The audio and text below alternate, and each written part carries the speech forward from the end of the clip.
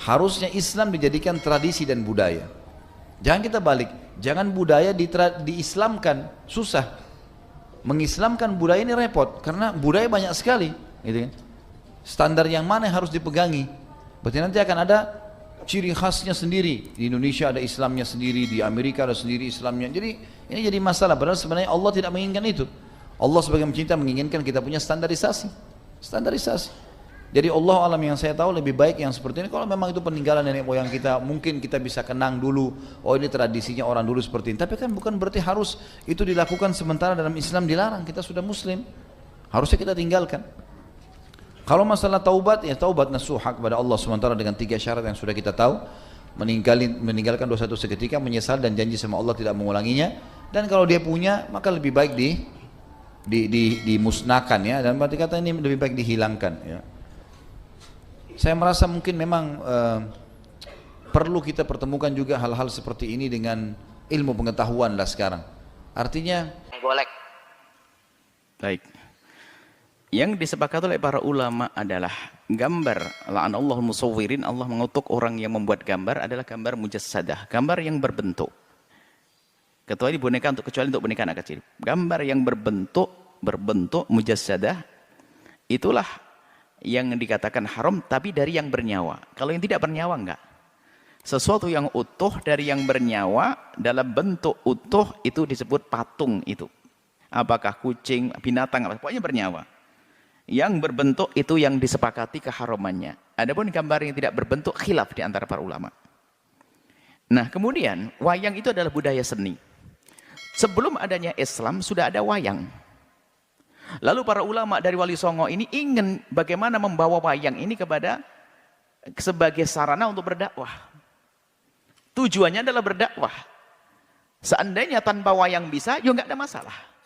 Cuman karena wayang adalah seni yang satu betul-betul masyarakat yang lagi disenangi dan sampai hari ini pun masih banyak penggemarnya. Kita tidak bicara tentang penggemar hari ini. Pada saat itu bagaimana para wali itu melihat wayang. Termasuk dipelopori oleh Sunan Kalijogo. Wayang ini adalah budaya yang orang bisa berkumpul di situ. Makanya beliau masuk dakwah melalui pewayangan ini. Sehingga wayang itu banyak kisah yang dirubah. Kisah syiriknya adalah dirubah.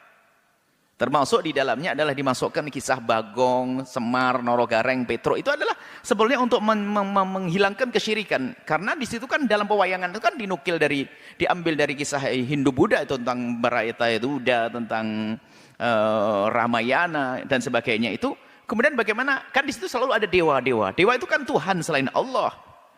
Cuman di situ telah dikemas oleh para ulama-ulama itu adalah zaman itu adalah bagaimana agar kesyirikan di dalam dunia pewayangan sudah tidak ada. Ini dari masalah keyakinan. Sehingga di situ ada tokoh-tokoh namanya tokoh punakawan. Ini adalah tokoh tambahan yang tidak pernah ada sebelumnya. Kulit namanya tipis, itu bukan digolongkan sebagai mujasad. Itu ada makna, ada maksud di balik itu semuanya. Kenapa tipis? Makanya hendaknya, ya ini, harusnya ini yang hendaknya kalau ingin menggunakan seni wayang. Kalau sudah berbentuk, itu kembali kepada permasalahan tadi. Karena yang tidak diperkenankan adalah gambar-gambar yang berbentuk berjasad. Jadi kami himbau kepada para seniman-seniman wayang hendaknya kembali kepada apa yang telah ditata oleh ulama-ulama terdahulu kita Wali Songo. Kisah-kisahnya harus kisah membangun, bukan memprovokasi, bukan mengajari jelek, tapi membangun keimanan di dalamnya. Kemudian masalah wayangnya pun hendaknya tetap diperhatikan, jangan sampai keluar daripada jalur syar'i yang sudah dibahas oleh ulama dulu. Biarpun kita tidak pernah ngerti sebabnya, kenapa harus pakai kulit dan sebagainya. Karena itu adalah untuk tidak menjadikan bentuk jasad, mujassadah. Kemudian juga di dalam gambarnya itu sendiri sudah dirusak. Padahal namanya Arjuna katanya orang paling ganteng. Coba lihat ganteng dari mana kalau gambarnya kayak begitu. Jendol belakangnya begitu katanya paling ganteng Arjuna. Itu gambarnya sudah dirusak semuanya. Akhirnya tidak mau. Lihat hidungnya mau, Petro hidungnya panjang ke depannya.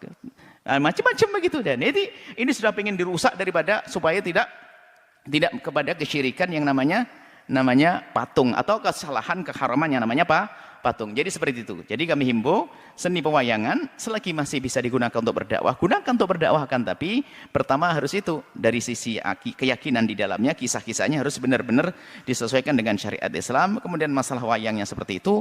Kemudian daripada pelengkap-pelengkapnya, karawitan adalah seni musik adalah. Kemudian yang lain misalnya sinden dan sebagainya hendaknya diperhatikan supaya jangan sampai di situ ada orang buka aurat dan sebagainya. Kalau memang budaya ini masih sangat digemari di sebagian masyarakat untuk kita bawa kepada Islam. Ini kepada prinsip dakwah sebetulnya.